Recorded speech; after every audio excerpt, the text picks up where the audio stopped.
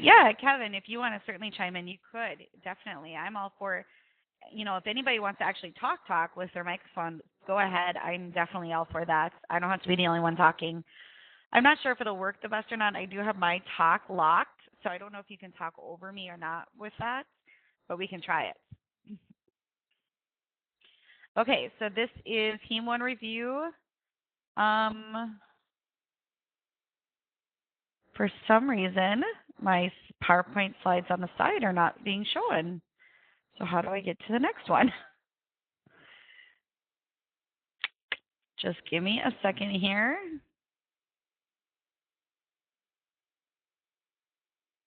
There they are. Okay, so I got it figured out. All right, so we're going to start with our first slide, and we just started this whole Heme 1 review up with the good old hematopoiesis. All right, so the definition of hematopoiesis, is, if you remember, is just the development of red blood cells.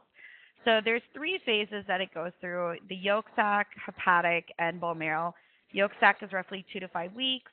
Hepatic is the liver, of course, 5 weeks to 6 months, and then the bone marrow will take over by the 6th month. It'll become the primary site, and it'll stay that way throughout life. Again, with hematopoiesis, everything comes from that wonderful pluripotential stem cell. So, and they're capable of self-renewal. They're capable of starting a whole new cell system in somebody who has a bone marrow transplant, say. So they can do amazing things. The next slide is that awesome chart that you guys probably just shudder when you see. You still have to know some of these lines on here. So that's on this chart, they're missing some cells in between, but from chapters 8 and 12 and 13, you should be able to find all your cells and what is in each line. So again, this is just the main point here, though, is the stem cells. Everything truly comes from that pluripotential stem cell at the top there. I don't know why this thing keeps blinking on me. Here we go. So I think there's a bigger version of this on page 71 in your book as well. There's that larger version that contains a little bit more steps. So, and it contains the interleukins and stuff too if you want to look at. All right, so we're going to first tackle the subject of red cells and diseases with the red cells and everything to do with red cells, because that was the majority of Heme 1 was on red cells. So we'll start with erythropoiesis, so the development of red cells. Again, we have to have erythropoietin, or the initials EPO for short. We have to have that hormone in order to be able to have a red cell become developed. If you don't have the hormone erythropoietin, you can't keep differentiating your cells and maturing and growing them to get to a mature red cell without it. So where is that wonderful erythropoietin made again?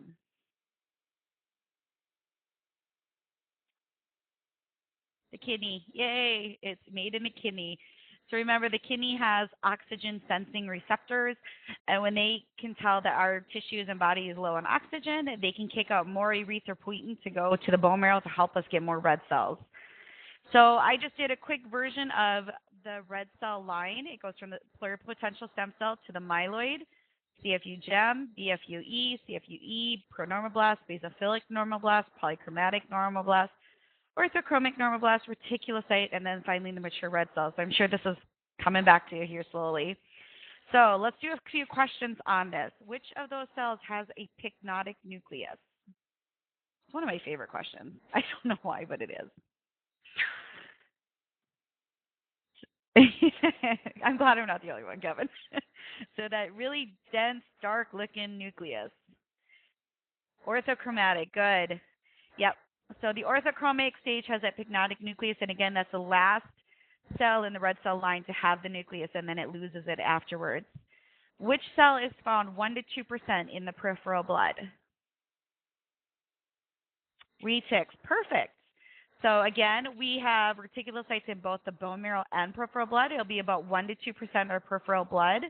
And remember, they're slightly blue-gray in color, a little larger than the red cells, and the blue-gray coloring comes again from that remnant RNA still left in them. Which cell do we measure to indicate our bone marrow response? This is especially important in like anemias. And that again is the reticulocytes. Perfect. So we take that reticulocyte count to help measure how is our bone marrow responding to certain disorders. And out of those cells in the red cell line, which cell is last capable of cell division? It's a little harder of one to remember. Polychromatic, perfect. Yep, it is a polychromatic one, so it's a good question to remember just as a hint. All right, so let's keep going here. Let's take a look at a picture because you might have a lab practical with pictures on it. You never know. So we're just going to show 3 pictures here. So who can tell me, and I'm going to put an arrow right there. Stop clicking. Okay, who can tell me what cell that is on that picture that I put the arrow with?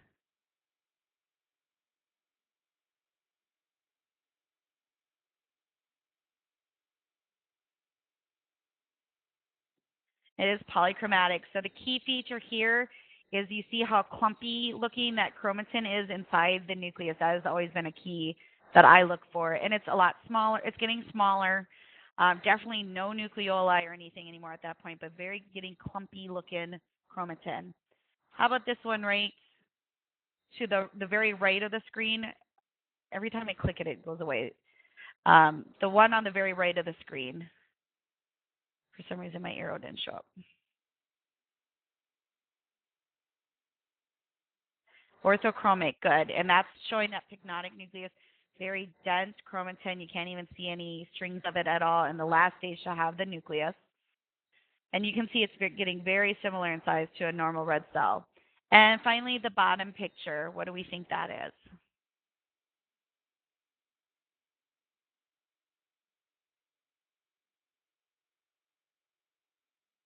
Basophilic normoblast, good. So basophilic, that word alone just means a very dark blue coloring. And as you can see here, that cytoplasm truly is dark blue. The basophilic normoblast can have some nucleoli, but in this picture you can't really see them. What about this lighter colored area that's not picking up the stain right next to the nucleus and the cytoplasm? What was that again? The Golgi. Yep, perfect. All right, so it's on a plasma cell too. Yep. Yeah, good. All right, so let's talk energy. So we all know that cells have to use glucose and various things to get energy. So there's 2 major pathways here that I just want to quick refer to. I don't get very much in depth here because I think that going more in depth on these pathways is getting toward 4-year level, and it would take quite a bit of time. So the major pathway that 90% of what we get energy from for our red cells is the anaerobic glycolysis, the Embden-Meyerhof pathway. And this will produce 2 ATP molecules at the end. So remember, ATP always equals energy. So it produces 2 energies, basically.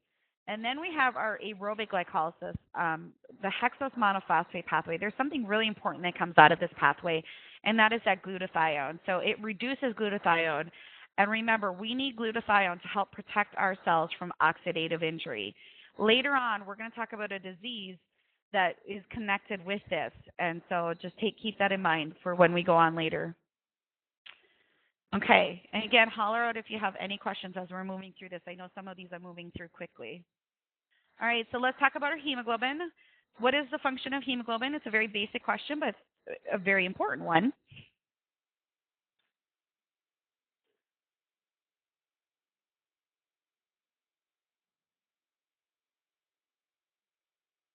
Awesome. Carries oxygen. And actually, if you read to the second bullet point, you could have figured that out anyway. But our hemoglobin is made of 4 heme groups and 4 globin chains. So how much oxygen can it carry? How many molecules of oxygen can a hemoglobin carry? 4. There's a magic number there of 4. Yep, each heme group will bind an oxygen. So if there's 4 heme groups, there's 4 oxygen that it will bind. Also, inside that protoporphyrin ring, or inside the heme group, there is that protoporphyrin ring. And in that protoporphyrin ring is where our iron is located in the center. So what state must our iron be in? Again, the ferric or the ferrous?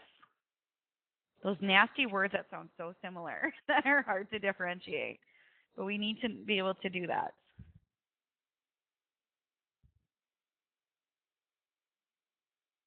Anybody remember?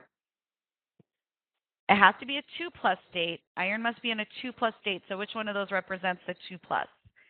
Ferric or ferrous? No, it's actually ferrous. The way I remember it, because it took me forever, I get them confused at times too because they're so similar. The way I've tried to started remembering it is ferric is icky, and we don't want 3+ iron because then we can't have a normal hemoglobin. So I think icky hemoglobin. So that's not good. So I think ferrous for 2+ as a result. They're really confusing, but I don't want somebody to get a question wrong just based on they can't figure out which one is which again. So remember, ferrous is a 2+, and that's what we want our iron to be in. Okay, so the heme is getting made in our mitochondria of our cells, and the globin chains are getting made in the ribosomes. So they each come out of their respective organelles, and they get married and join up together in the cytoplasm, and hey, they have triplets. So those triplets, remember, are hemoglobin A, hemoglobin A2, and hemoglobin F. So you need to still remember what chains make up each one of those. So, for example, hemoglobin A is 2 alpha, 2 beta, and so on. So make sure that you kind of review that. All right, so let's talk about our favorite oxygen dissociation curve. This is kind of a throwback to chemistry as well. I know we covered in chemistry in the arterial blood gas chapter, but it's still important. So our oxygen dissociation curve can shift sometimes due to various things one way or another. So we need to realize what is going to cause it to shift one way. So when it shifts to the left, remember your hemoglobin likes oxygen, left likes. And so your hemoglobin is want to keep the oxygen, it doesn't want to get rid of it. And if it shifts to the right, it wants to release it, right release. So then your hemoglobin is all for just getting, the oxygen delivered. So here are the things what can happen to put them one way or the other. So a change in temperature, pH, 2,3 BPG, and oxygen, your levels of oxygen too. So the way it's easier to remember is that the pH levels are always the opposite. But what I have a hard time explaining this because people usually don't remember it like I do. But I always look at the 2,3 BPG. And I know that 2,3 BPG's whole role is to get oxygen released from the hemoglobin molecule. That's why we have it. So if we increase our 2,3 BPG, it's going to help the oxygen get released. So of course you're going to shift to the right. So I always remember that. That's just easier for me to remember. And then I remember that temperature goes the same way, oxygen goes up as well, and that pH is opposite. So that's what I remember is if I concentrate on the 2,3 BPG, I can figure that out because I know it helps release. And then I always remember that the pH is the opposite. So just keep remembering, shift to the left, it likes, shift to the right, it releases, and you're just going to kind of have to memorize the values whatever way that you can. All right, so there are some other forms of hemoglobin that aren't normal. So we have methemoglobin, sulfhemoglobin, carboxyhemoglobin. Methemoglobin is when the iron is in the 3+ state, that ferric state. So that's not a good thing. And so when it's in that 3+ state, it hangs on to the oxygen and won't deliver it, so your tissues aren't going to get what they need. Sulfhemoglobin occurs when you take certain drugs. And carboxyhemoglobin, does anybody remember what this one is?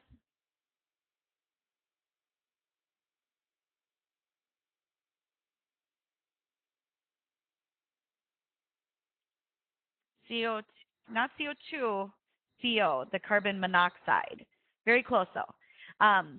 So it's whenever somebody would say have a carbon monoxide poisoning, we can measure their carboxyhemoglobin levels.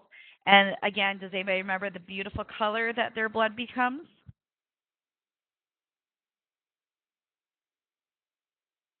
Cherry red. See, it's fun how those little tidbits stick out to us, isn't it? So yeah, anytime we have high levels of carbon monoxide, we get these carboxyhemoglobin. And carbon monoxide basically has 250 times more affinity for oxygen. So basically, it's never going to release the oxygen. And that's why carbon monoxide poisoning is so harmful to people because their tissues won't get anything and will die as a result. Okay, so let's go into our red cell indices. So remember those 3 calculations. You still have to know these, and they will come up, and you have to be able to calculate them. So we have MCV, MCH, and MCHC. So I put down the equation for each just to remind you, and I've also put down reference ranges because it's important to know our reference ranges for each of these.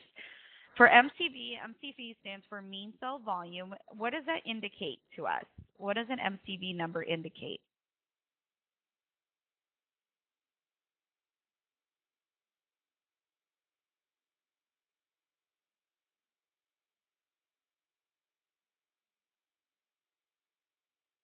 Size, good. Yep, it indicates the size of the red cells. MCH is one of the ones that is kind of tricky. We don't look at that a lot, but it's basically the weight of hemoglobin in a single red cell. MCHC is the concentration of hemoglobin red cells. So again, remember the MCV and MCHC, we use those a lot to categorize our anemias, and we're going to show that here. I think it's on the next slide here. So let's take a look. So again, yep, here they are. So remember those terms that we apply according to the MCV and MCHC values and how we can use it to categorize our anemias. So a microcytic hypochromic anemia would be a small size, little hemoglobin concentration. And we can see these anemias found in that category: iron deficiency, thalassemia, and sideroblastic. Normocytic normochromic means all good, all normal MCV, MCHC values. So hemolytic anemia, aplastic anemia would be examples there. And a macrocytic normochromic would mean a very large cell size. So again, we're looking at a liver disease. Otherwise, our megaloblastic anemias or myelodysplasias. The myelodysplasia is referring to the myelodysplastic syndrome that you guys learned about this quarter.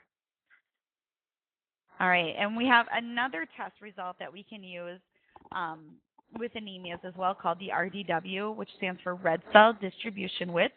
It basically means that it's going to show if there's a variation among red cell sizes. So what term do we use for that definition? What do we apply to the RDW? Anisocytosis, perfect. So anisocytosis, we can say if somebody has a reference range, if their patient value is greater than 14.5%, they may be having some anisocytosis present. And it will vary in each patient how severe it is. But this is a big one, especially with like iron deficiency anemia. This can be really commonly seen. Okay, so our favorite topic of all time is anemias. I know how much each and every one of you just love these categories. So let's get into all our anemias and talk about them and remind ourselves. First thing we're going to do is talk about the difference between ineffective and insufficient erythropoiesis. So remember, ineffective, they're just not being able to make them. Something is wrong. So in this case, the actual definition would be progenitor cells are defective and destroyed before leaving the bone marrow. So they're just not effectively able to make their red cells. So examples here would be megaloblastic, sideroblastic, and thalassemia. And when we get into each one of these, you're going to see why they're ineffective. Insufficient is that they just can't make enough. There's a quantitative lack of red cell precursors. So a good example would be iron deficiency anemia. If we're lacking iron if we're deficient in iron, we become deficient in our red cells as well. So just a quick comparison between those two. So again, we're going to quick review the categories of anemias based on our sizes and hemoglobin concentration. So, and we're going to talk about each and every one of these that's in these boxes. So we have microcytic hypochromic, normocytic normochromic, and macrocytic normochromic. So let's go through each one of these, and we're going to start with the microcytic hypochromic box. So I titled the first slide, Anemia's Iron Issues. So these three anemias are all microcytic hypochromic, and they all have some sort of issue with the iron. Iron deficiency anemia is that they simply are lacking iron. Maybe they have a GI bleed, they're not taking in enough iron, whatever it might be, they're just lacking iron in some way.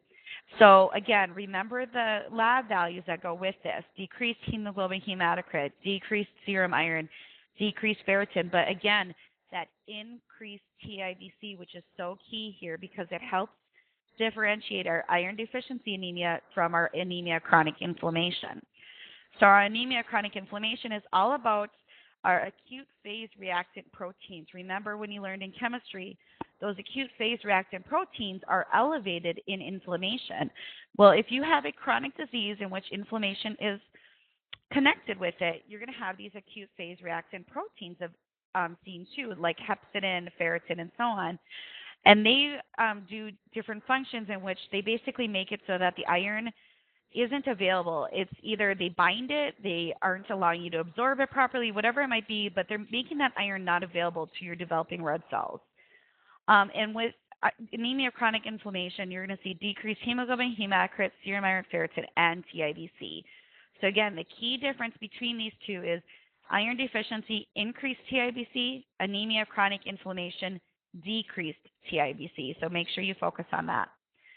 Sideroblastic anemia is where the iron just cannot be incorporated into the developing red cell. There's a couple types of sideroblastic anemia. The main one that you probably remember learning is lead poisoning. And a hallmark sign of sideroblastic anemia is going to be those ring sideroblasts that you can see in the bone marrow when you stain it with Prussian blue stain. So do you guys remember the key result that we see in lead poisoning? What inclusion in the red cells do we see again?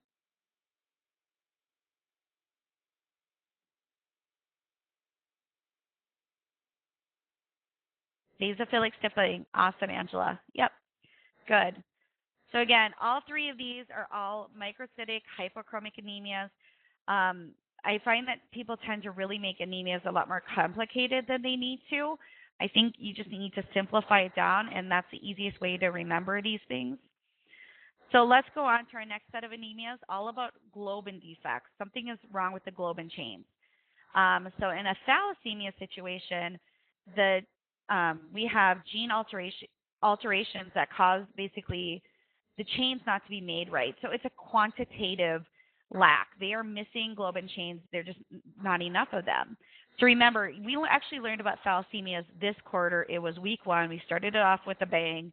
And they named their thalassemia based on the globin chain that's missing. So they're either alpha thalassemias or beta thalassemias. But at any rate, this is still a microcytic hypochromic anemia. In the sickle cell anemia, this is all about the globin chains having an altered amino acid sequence. So there's a qualitative defect because something's actually wrong within the globin chains. There's enough of them, but there's something wrong within them. And in the case of sickle cell anemia, it's the glutamic acid was replaced by valine. So just keep that in mind. And this one is actually a normocytic normochromic. So often I find that people want to put sickle cell anemia in the microhypo category. There's really, besides the fact that, yeah, there's sickle cells present, there's really nothing wrong with their regular red blood cells. Those cells that aren't sickling, they're a normal size. There's nothing wrong with them in size. So just kind of keep that in mind. And a key characteristic is that both have target cells. So that's a very key characteristic found in both.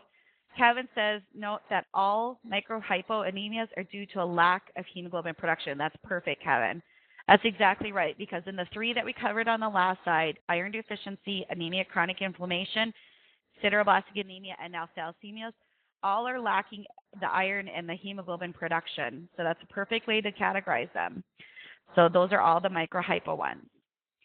All right, let's keep continuing with our normal ones. So we've now talked about the sickle cell anemia, normal, and again, that's found in that hemoglobinopathy chapter that was from week 1 of Heme 2. So the next slide, I kind of titled and categorized them together as failures. So it was just my overall title.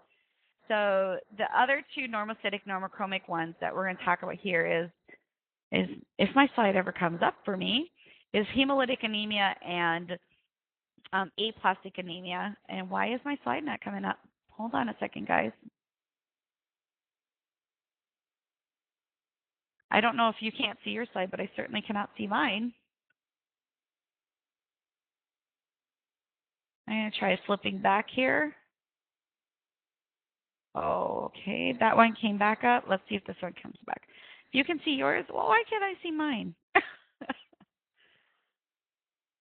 wrong with my computer? All right, hold on. I can always bring it up off of my actual web drive or whatever that USB drive thing is. Yeah. Can everybody see their slide? Because for some reason it's just not showing up for me.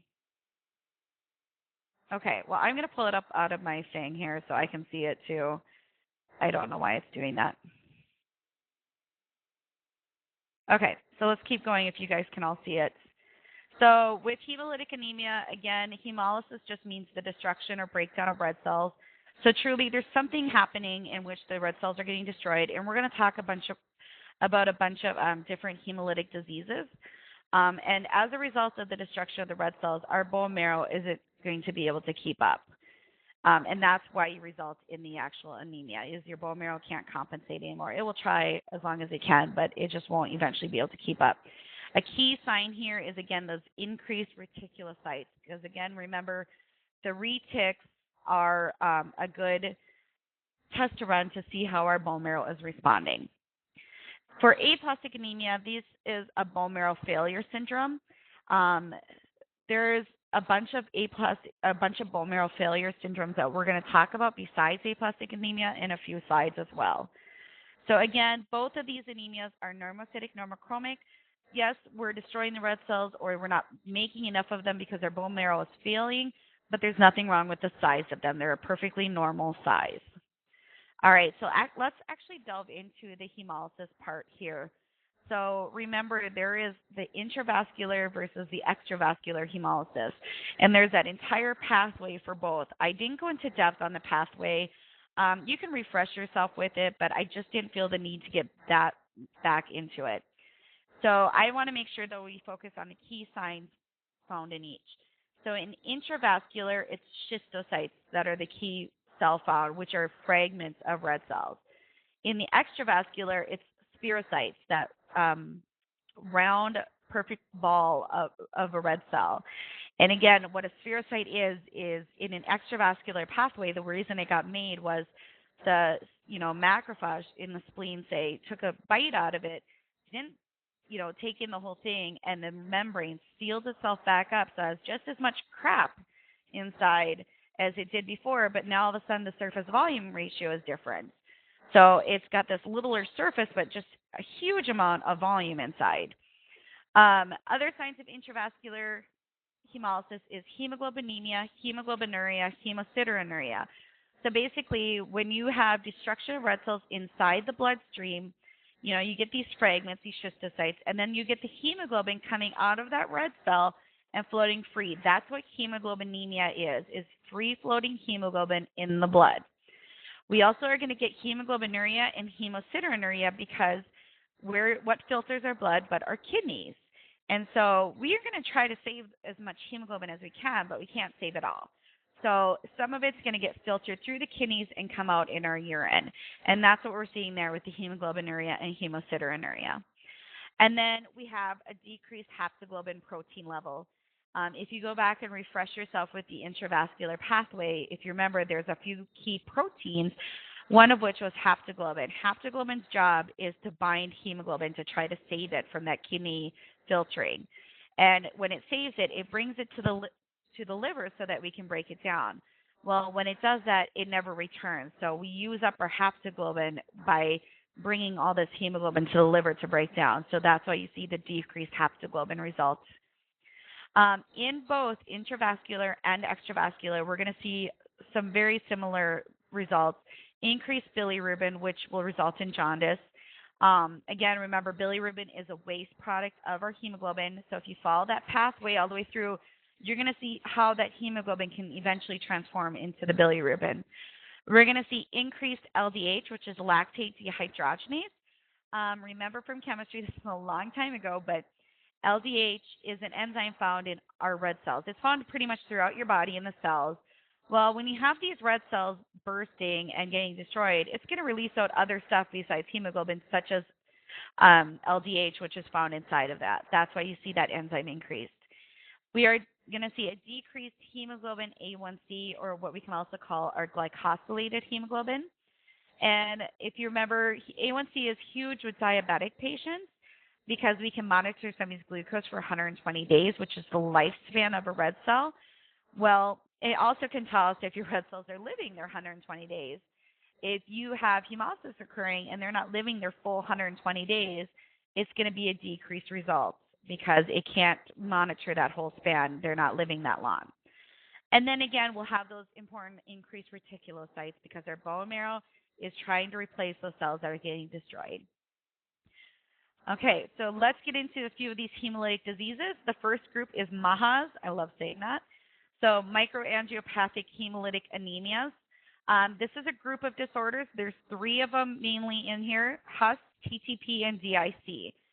So let's first skip to the second bullet here, the main second bullet point, and talk about what is MAHA. What's the principle behind MAHA? And again, it's these fibrin little deposits or clots inside our small blood vessels, our arterioles and capillaries. That's where the term microangiopathic comes from. Micro for small, and then the angiopathic is referring to the small blood vessels, basically. So we're getting these little fibrin deposits and fibrin clots inside those small blood vessels, and they're going to shred the blood as it tries to come through there. So you're going to get your schistocytes, and you're going to get some helmet cells, keratocytes as well. So this is very much an intravascular hemolytic process, which is why you see the schistocytes present. And so going back up to the three types of diseases present here, I'm not going to go into depth in all of them here. I'm just going to mention them. HUS stands for hemolytic uremic syndrome. Uremia is the key word there. The uremia is telling us it's a very severe renal failure that's seen here. A lot of times it's seen in young children. E. coli 0157 has also been linked with HUS. TTP stands for thrombocytopenic purpura, so definitely a thrombocytopenia here. You can actually see thrombocytopenia in HUS as well, and also renal failure. So they do mirror each other, but the key difference is how severe that renal failure is in the HUS compared to the TTP. And then DIC, we just learned about this last week in Heme 2, so I'm not going to go into that, but it's based on the same principle with these small fibrin clots throughout. And so you can go back and refresh our notes from DIC. All right. Our next big thing that we talked about that causes a hemolytic disease is malaria. So we have 4 different malarial parasites: Plasmodium vivax and ovale, Plasmodium malariae, and Plasmodium falciparum. I am being very, very brief in this review on this. So I put down what cells they like to target. Vivax and ovale are very similar processes, and they both like to target the younger cells. Plasmodium malariae likes the mature or older cells, and it has a very key band trophozoite stage. And then Plasmodium falciparum likes both the younger and the more mature cells, so that makes it the more severe form of malaria out of the 4. It has also a very, very characteristic crescent or banana-shaped gametocyte stage, and it's the only one that in the ring stage it can have the 2 dots seen. So in case of a lab practical in which you see a picture of these, make sure you know those key stages or key characteristic cells. All right, so why do we have intermittent fever and chills with malaria again?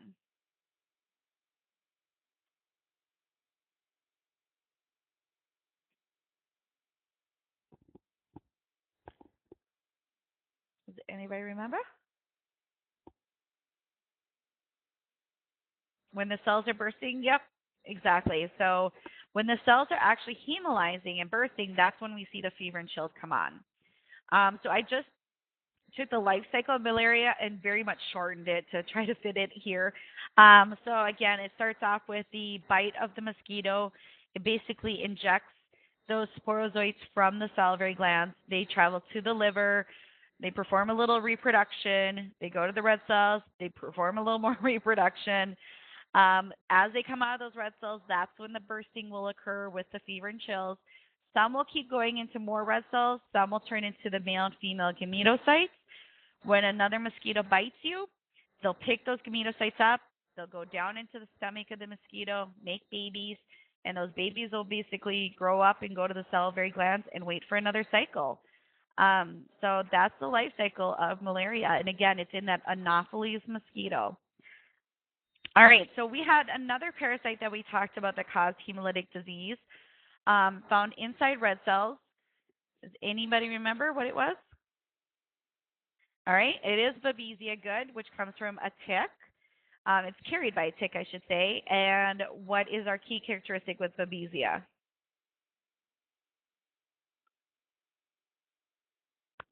Maltese cross, perfect. So there you go. And again, be able to recognize Babesia on a picture too, just in case you have one. All right, so next slide with hemolytic diseases, I swear they just keep coming, are the hereditary groups. So we have hereditary spherocytosis. Remember, this is an abnormality in their skeletal proteins. And so we definitely see lots of spherocytes on the slide. We're also going to see that key test with spherocytosis, which is our osmotic fragility, and it will be increased. So again, remember, because spherocytes have a smaller surface area and just as much stuff inside, what they do is when they perform this osmotic fragility test, they will infuse a solution in there, and because the spherocytes are already so full, they can't handle it for very long. And so as a result, their osmotic fragility, how fragile they are, is increased compared to a normal red cell. So that's a very key finding with spherocytosis.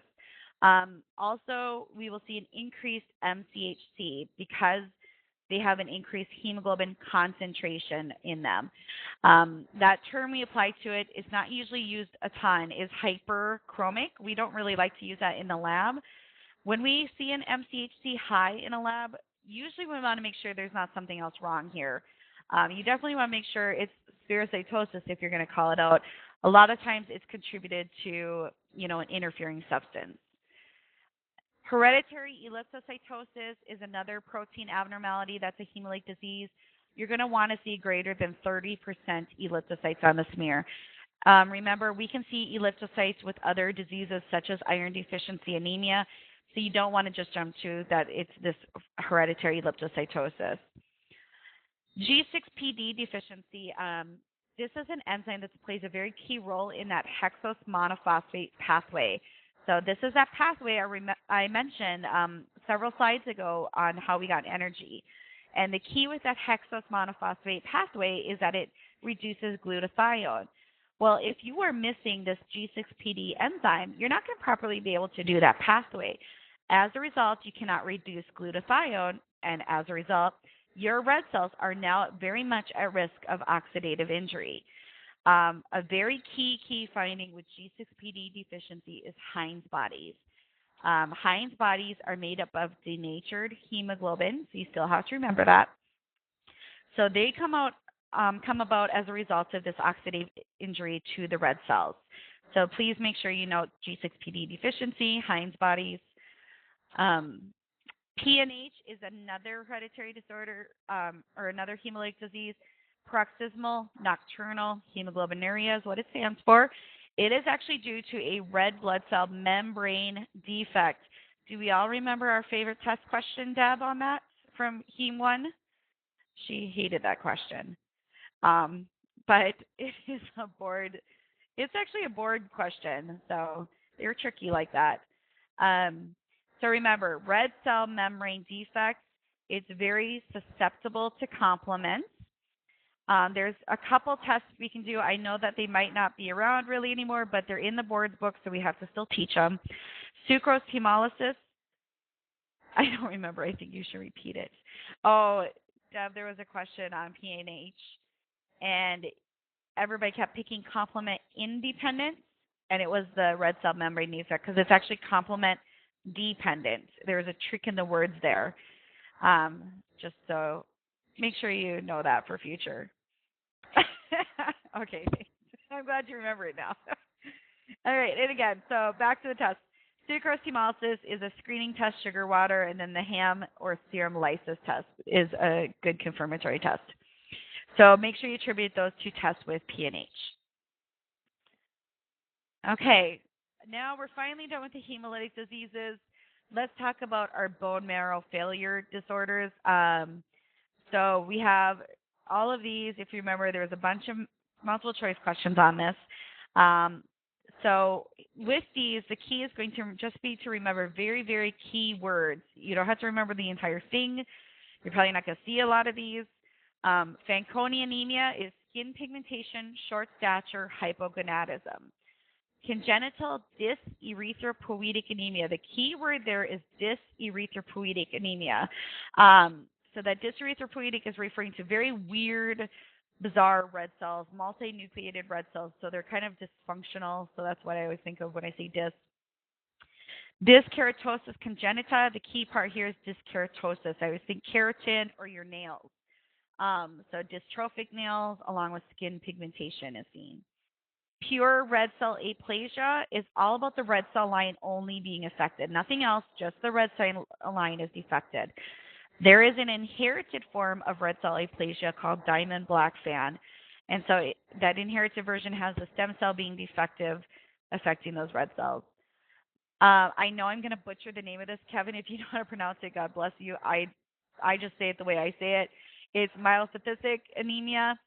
And basically, in this one, we have abnormal cells coming in and replacing our normal or good cells. I just kind of fly by the seat of my pants on that name. All right, so key with myelocytic is those abnormal cells replacing our good cells. And the last one is anemia of chronic renal insufficiency. So if your kidneys aren't functioning right, they can't produce erythropoietin. If you can't produce erythropoietin, you can't make your red cells, which results in this anemia, aplastic or anemia, which is found in the bone marrow failure chapter. All right, so those are all your bone marrow failure syndromes. Just try to remember again, very key words with each one to help differentiate. Okay, again, holler out if you have a question or if you need me to repeat something. Let's keep going with our anemias. The last category of anemias that we have not gone through yet are the macrocytic normochromic. And in the macrocytic normochromic, we have megaloblastic anemias. Megaloblastic anemias is actually a category. Within it, we can either have folate deficiency or vitamin B12 deficiency, also known as pernicious anemia. The whole principle behind megaloblastic anemias is they can't make or synthesize their DNA. They need vitamin B12 and folate to make DNA for the cells. If they can't make the DNA, your cells are going to become, you're not going to be able to make cells properly, and then they also get that term megaloblastic. They're not going to be made very properly, if you will. That's why it is one of those ineffective erythropoiesis, because we can't make those cells effectively. Again, it's macrocytic normochromic. Oval macrocytes are a key feature here. Hypersegmented neutrophils are a key feature. So that's when a neutrophil has greater than 5 lobes, so 6 or more lobes. And you don't want to see just one of those. You want to see a few. And then pancytopenia, which is a decrease in all of the red cell lines. And that should make sense, because if you can't make DNA very well for your cells, you're not going to be able to make cells. So you're going to have a decrease in all 3 cell lines. All right. Oh, my goodness. We are through all of our anemias and diseases. The next few slides that I'm going to talk about is I'm just going to quick go through a little bit on white cells and platelet line. And it's just going to be a quick blurb, because I know in Heme 2 is when we really talked about the white cell disorders. That's perfect, Kevin. So Kevin just said for megaloblastic anemias, they don't divide as much as normocytic cells, so they stay big or macrocytic. Great, thank you. All right, so remember we talked about Chapter 12, leukapheresis, so the production or development of our white cells. I've listed all our white cells here, so we're just going to do a quick little verbiage on each one. We're going to start with our neutrophils. This is one of the lines that you do need to also remember, so I put the line here, stem cell to myeloid stem cell, CFU-GEM, CFU-GM, CFU-G, myeloblast, promyelocyte, myelocyte meta, band, and segmented. So that should bring back some memories. All right, so let's talk about a few questions on this. What is the last cell capable of mitosis in this line?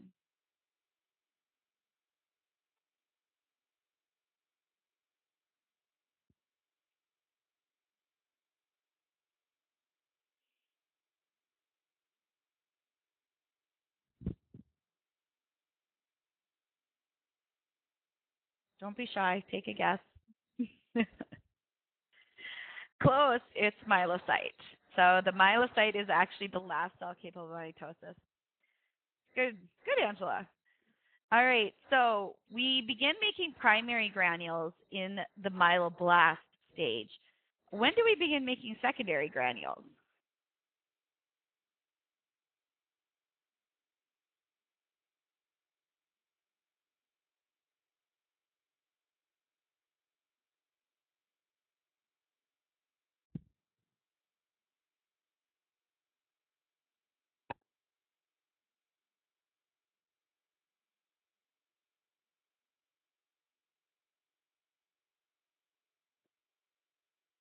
Anybody?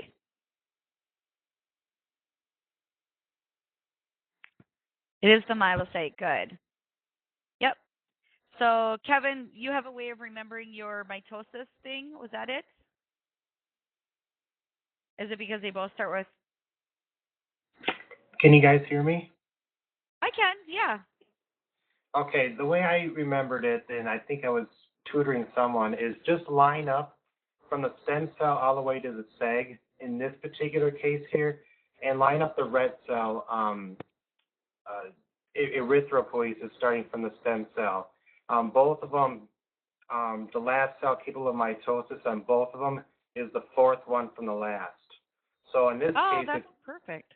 it's the myelocyte, obviously, and if you count backwards from the red cell, you have a red cell, then you have a retic, then you have an orthochromic normoblast, then you have the polychromatophilic, and that's the fourth one from the last, and that's the last one capable of mitosis also. That's awesome. That's a great way to remember it because we do want to remember that for both lines, which cell is the last one capable of mitosis. So that's a perfect way. If you can remember the order, they're both the fourth from the end. So that's perfect. Thank you. I appreciate it. All right. Which cell out of these has a slight indentation that is a very key characteristic on it? A slight indentation.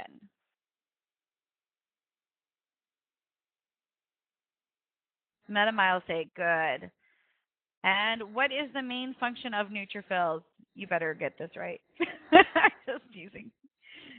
After immunology, you guys better get this right. Phagocytosis. Perfect. All right, so let's briefly cover the other granulocytes, which are basophils and eosinophils. Eosinophils, what do we see them increase in?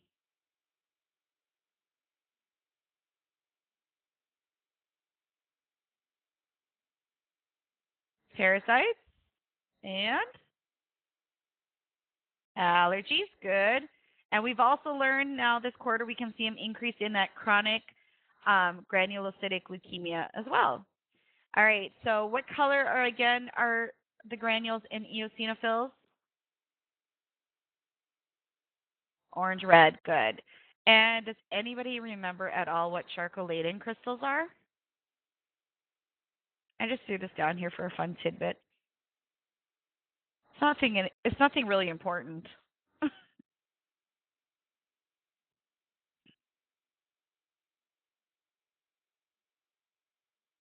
Okay.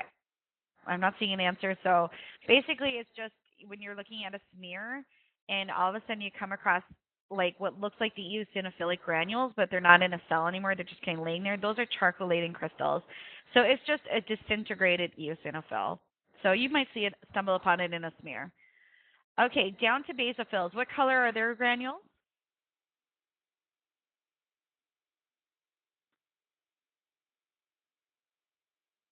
Dark purple. Deb says dark blue purpley. Is that a real term? And again, the key feature here is that they cover the entire cell, so you can't really even see the nucleus. And what do those granules contain? We've been talking about this a lot since immunology as well. So, histamine and heparin, awesome. And the histamine plays a huge role in one of our hypersensitivity reactions.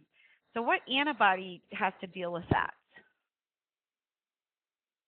IgE, yep, in that anaphylactic reaction, good. And when a basophil is in a tissue, what is it called? Mast cell, perfect. All right, let's keep going here to the lymphocytes. So again, we have T and B lymphocytes. What is the lymphocyte's main function?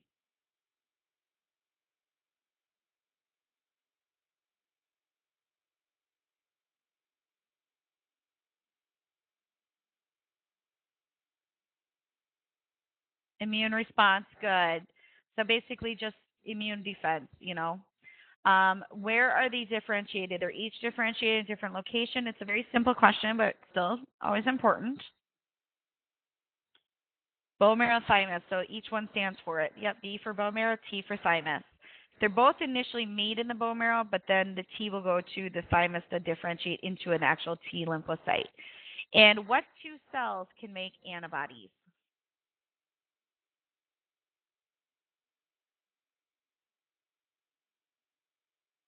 B cells and plasma cells. Perfect.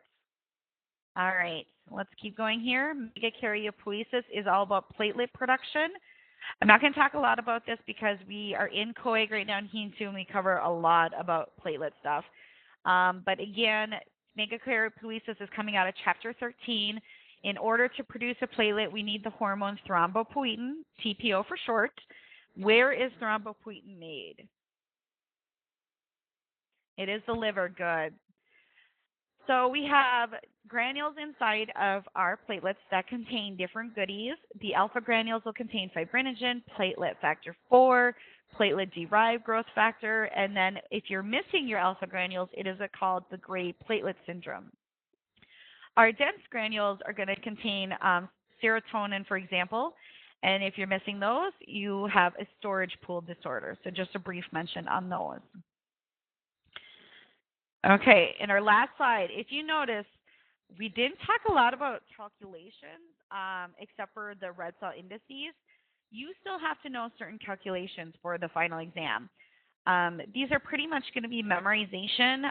If you have any questions on how to properly use a calculation, by all means, please let me know, email me, call me, meet with me, or whoever your hematology instructor is.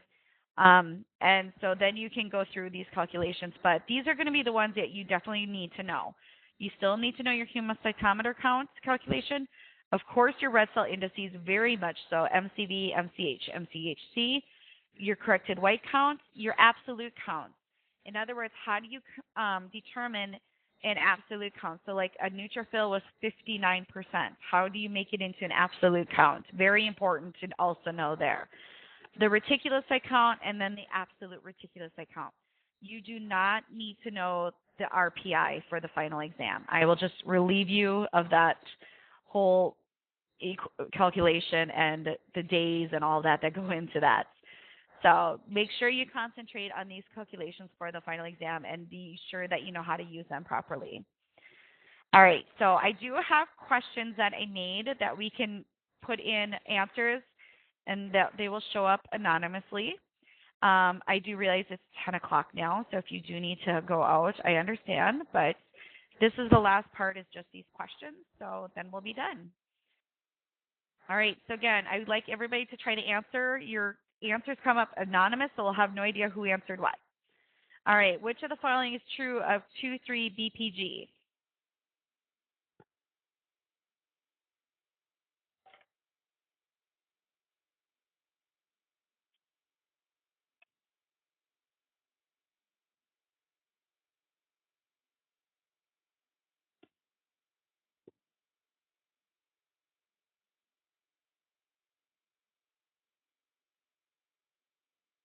All right, let's take a look. Perfect. It enhances the release of oxygen from hemoglobin. That's exactly what it does. It will help release the oxygen off of the hemoglobin. So if we have high amounts of it, it will shift that curve to the right for release.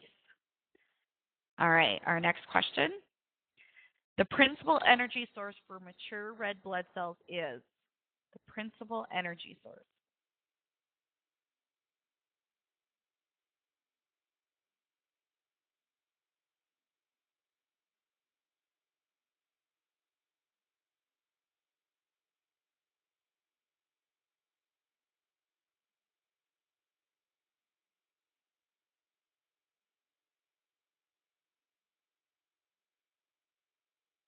All right, let's take a look. Good. It is ATP from anaerobic glycolysis. That's 90% of the way that we get energy for our cells. And remember, it makes 2 ATP. Okay, what is the last stage capable of undergoing mitosis? So hopefully now we should know this.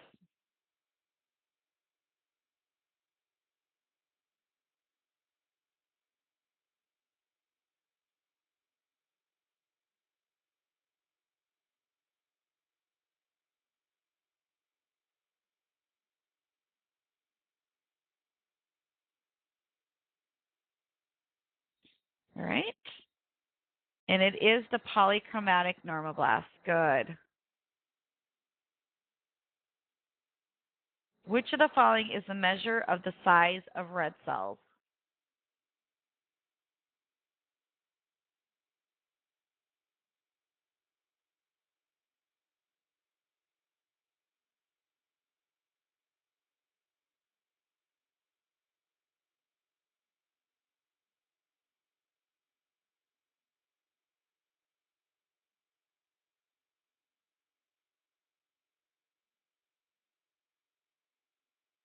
All right, let's look. And it is MCV. Good. What types of globin chains does hemoglobin F consist of?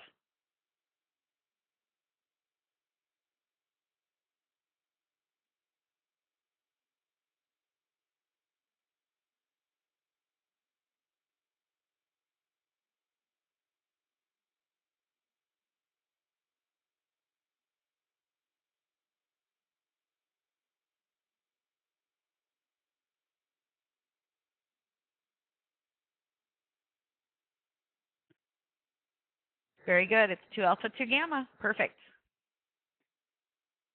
If 2,3-BPG is increased, what direction does it shift? I think I just said that earlier too.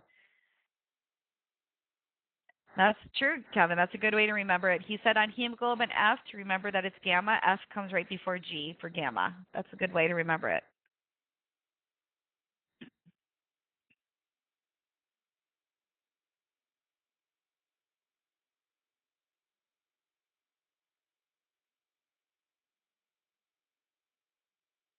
All right, and it is to the right for release. All of the following are found in heme except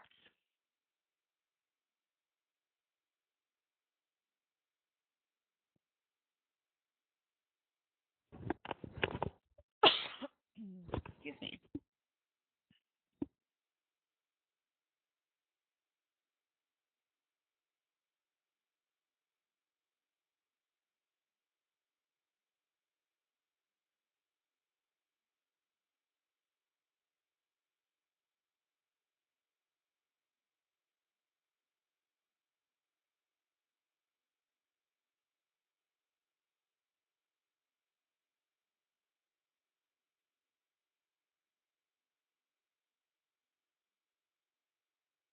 It's actually ferric iron.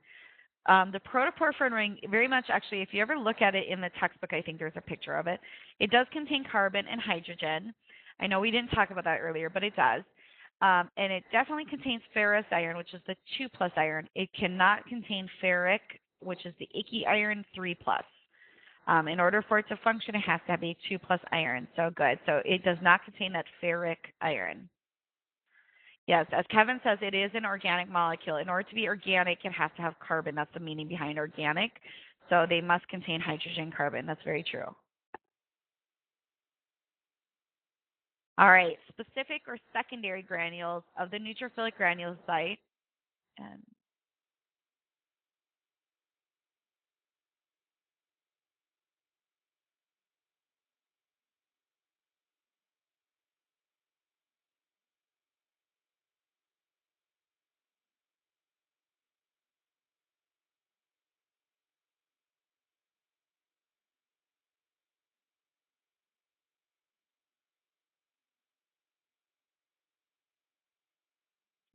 And they do first appear at the myelocyte stage. Good. Um, they do not come from primary granules. There's 2 sets of granules in a neutrophil, and those are primary and secondary. They are separately made. So they're not coming from the primary, just to clear that up. But yes, they first appear at the myelocyte stage.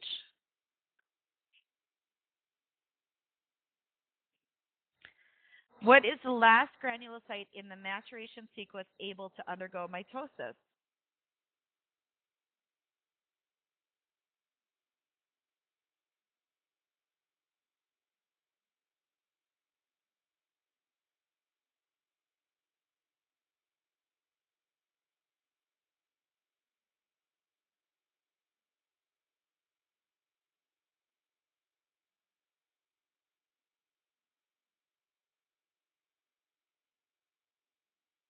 And it is the myelocyte. Perfect.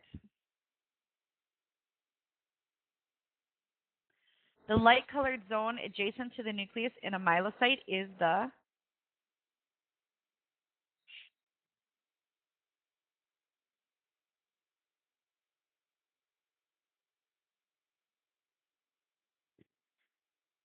and it's the Golgi. Good. I love that question. Elevation of the lymphocyte percentage above 47% is termed which? We really didn't talk about this, but it's a good question to know.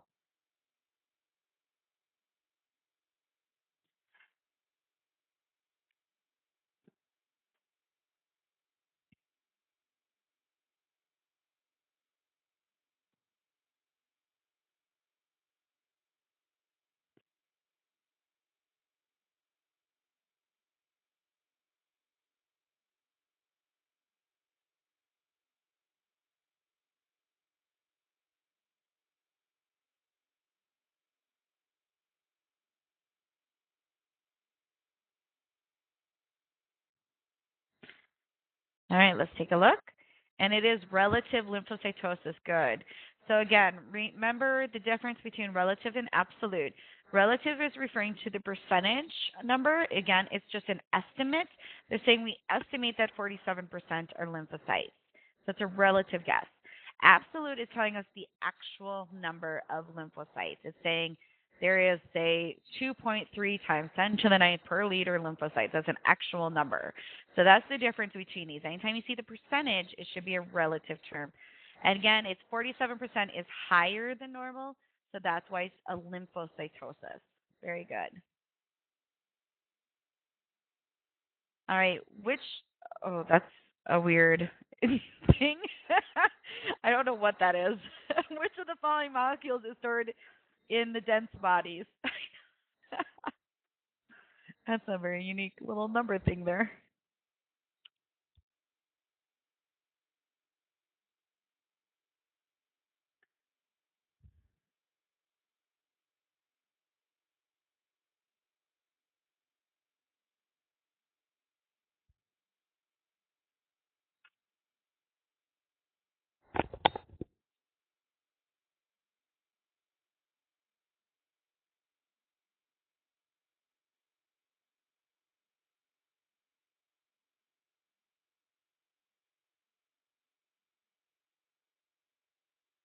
No, you're good, Kevin. Oh, you don't? Does everybody else see this? I'm getting answers. I don't know what happened to yours. I'm going to publish these results. Hopefully you begin seeing it. All right, so which of the following molecules is stored in dense bodies? And it is serotonin. The other three, platelet factor 4, fibrinogen, and platelet-derived growth factor, all found in alpha granules. Kevin, are you seeing it yet? Okay, good. Good. All right. Hemolysis in a paroxysmal nocturnal hemoglobinuria is?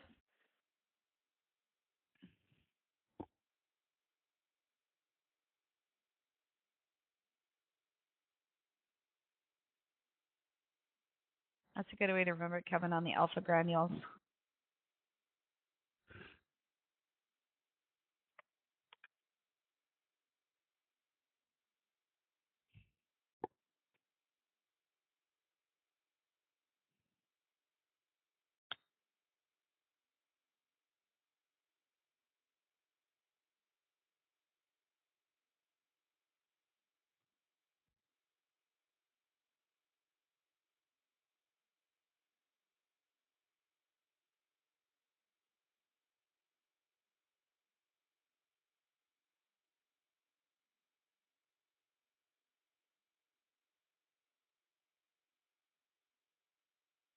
All right, I'm going to go ahead. And it is caused by red cell membrane defects. So there's that infamous question that was in Heme 1 that not everybody liked. But again, it has nothing to do with temperature. It has nothing to do with antibodies. So there you should rule those out. It is complement susceptible, or in other words, complement dependent. So that independent is the trick part there. And it definitely is caused by red cell membrane defects. Very good.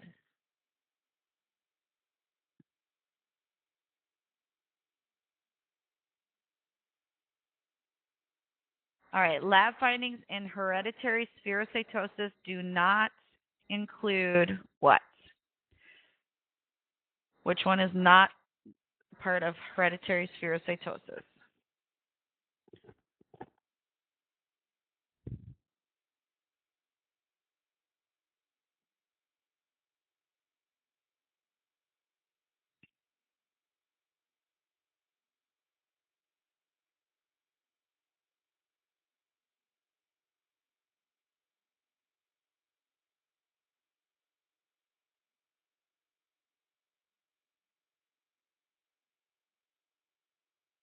All right, let's take a look. Good. Decreased osmotic fragility. Hereditary spherocytosis definitely will see high retic count because it's a hemolytic disease, shortened red cell survival due to it's a hemolytic disease. It should be increased osmotic fragility because it's very fragile, and increased MCHC is seen here as well.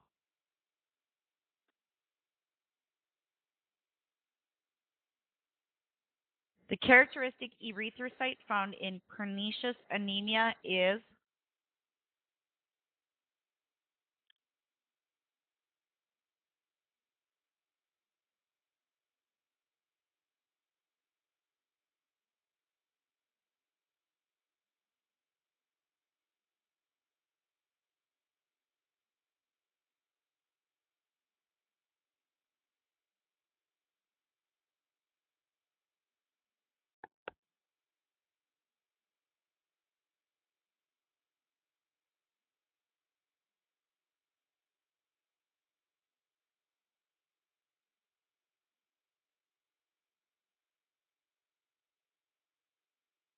all right, let's take a look.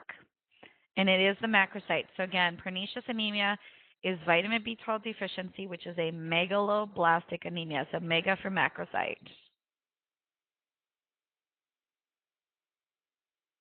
A bone marrow failure syndrome that results from damaged or defective stem cells is which?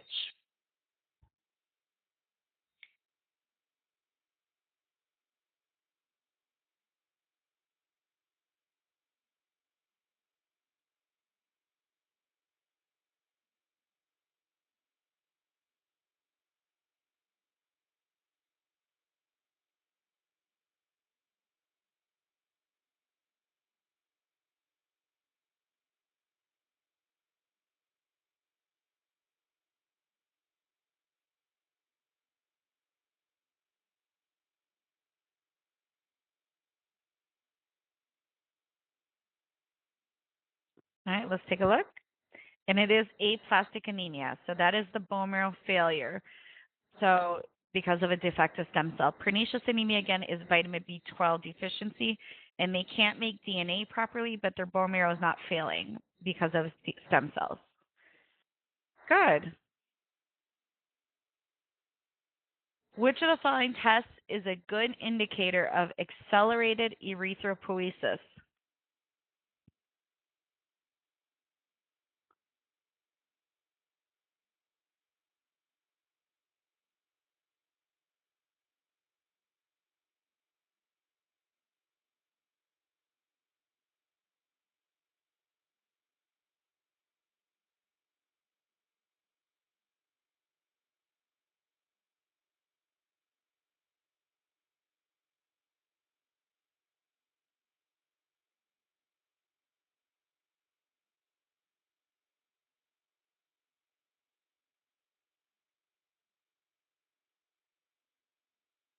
Let's take a look. And it is retic count. Good.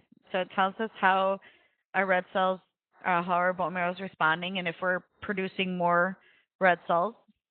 Good. All right. So type your answer into the box. Folate and vitamin B, it's supposed to be vitamin B12, work together in production of what?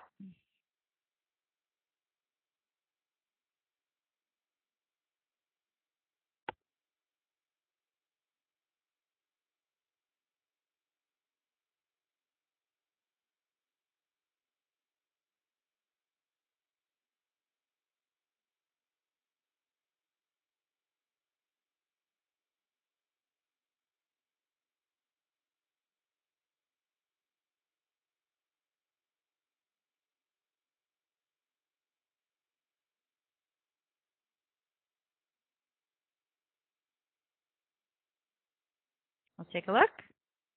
And it's DNA. Good. So they work together to make DNA, and that's why in megaloblastic anemia, if you're deficient in one of these, you cannot make DNA properly.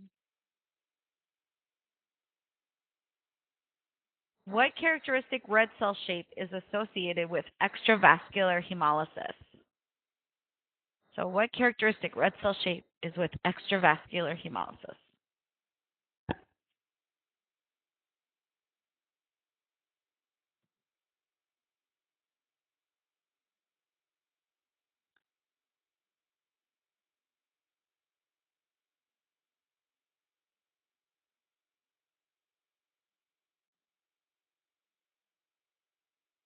All right, let's look. And it's spherocyte.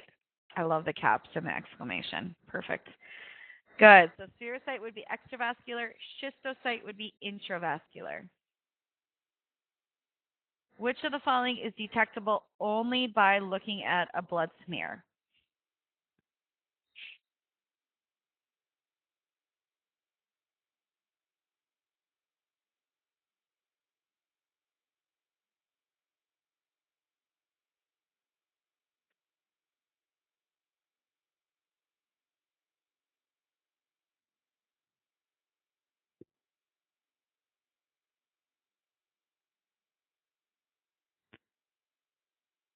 And it is poikilocytosis.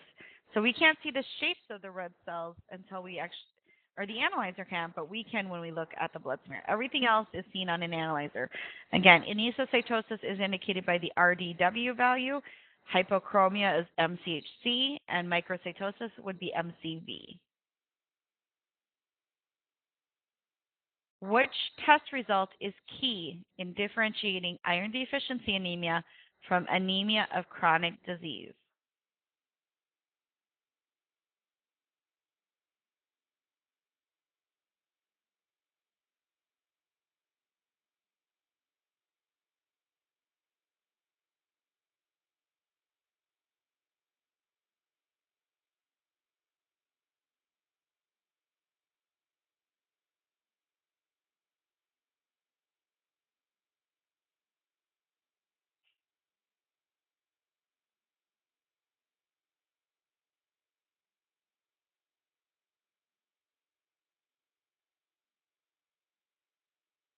All right, let's take a look. And it is TIBC. So again, in iron deficiency, TIBC is increased. In anemia of chronic disease or chronic inflammation, it is decreased. Both have a decreased serum iron, so that wouldn't help us much in telling the two apart. Infiltration of abnormal cells destroys and replaces normal cells of the bone marrow describes which of the following diseases?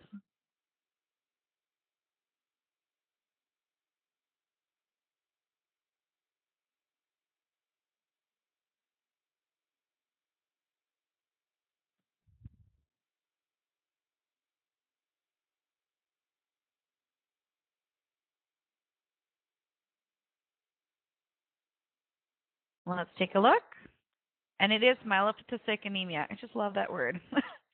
So again, remember um, that Fanconi anemia is the skin pigmentation, short stature, hypogonadism. Red cell aplasia is when just the red cell line is affected. Diamond Blackfan anemia is an inherited form of that red cell aplasia. All right, what is the most appropriate screening test for paroxysmal nocturnal hemoglobinuria?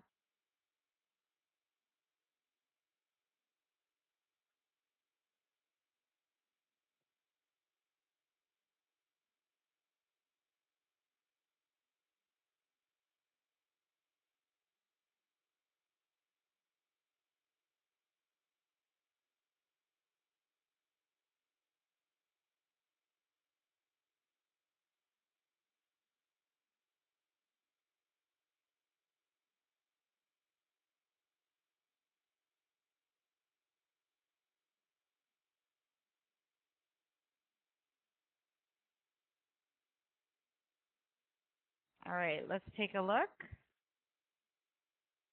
And it is actually the sugar water, the sucrose hemolysis test. The ham test, the lysis one, would be more the confirmatory. But I'm glad that you guys all recognize that ham does go with PNH, so that's good.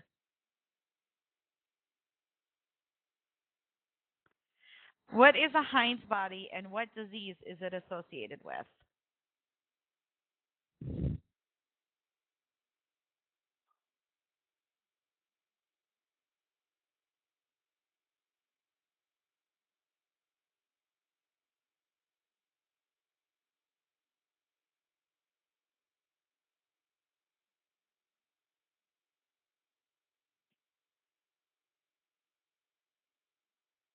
All right, let's take a look.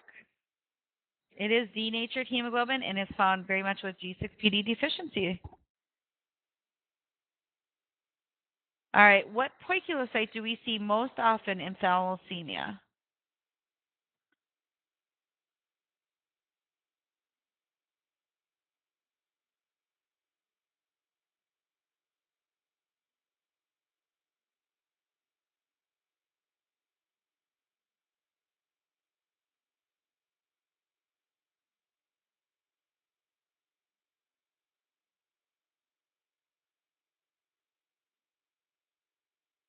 Let's take a look. And it is target cells. Good. So very much seen in thalassemia. And what abnormality of the red cells do we see in lead poisoning? We'll end it on, this is our last question, so.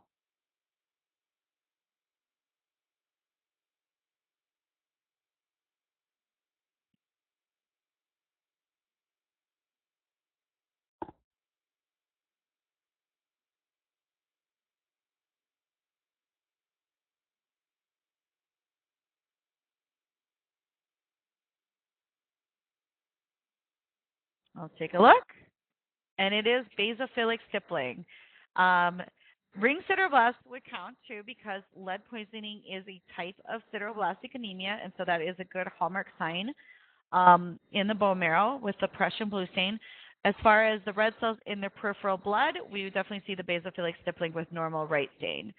Very good. So that is all I had for questions and everything. I will make sure that I send out the link and the PowerPoint to everybody so you can listen to it again. Is there any other questions or something you wanted to go over before we're done here that we didn't look at or that you weren't sure of or whatever it might be?